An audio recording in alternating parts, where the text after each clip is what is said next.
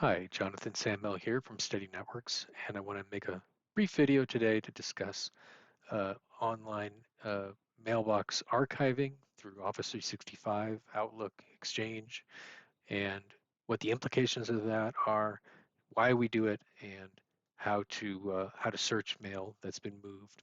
So the reason why we do this is because mailboxes are starting to get much larger.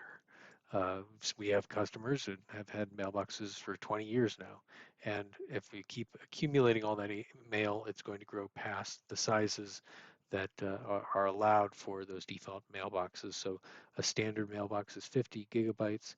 An extended mailbox that you can pay more space for can grow to 100 gigabytes. But even that, we are seeing mailboxes that want to exceed that size.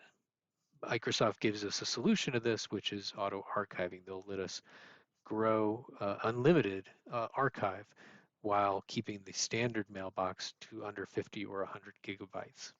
So when we set up a rule for auto archiving, typically we set up a rule around timeline, and you could set it for a year or 90 days or 3 years or 7 years, whatever fits your company's needs.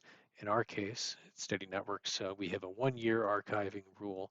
So any email that is older than 1 year will move from my primary inbox here to what is called an online archive. So as soon as we set up that auto archiving, this online archive just automatically shows up on the left side of my Outlook app.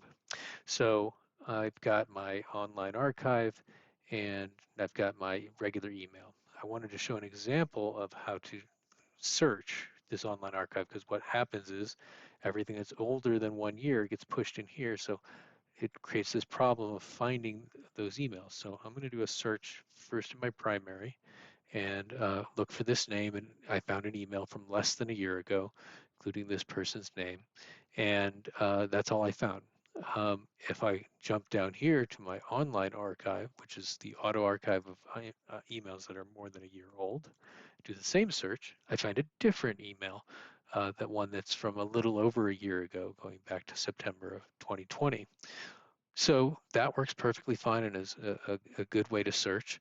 But what if I want to search both because I don't know if I had reached out to this person or communicated with this person more than a year ago? Well, what I can do is select in my search folder all mailboxes. And now when I do that search, both the email from less than a year and more than a year show up. And you can select those on the fly. The default is that you would have to choose which mailbox, but if I want to make it a default that it always searches for both mailboxes, the primary and the archive mailbox, I can choose File, down here to Options.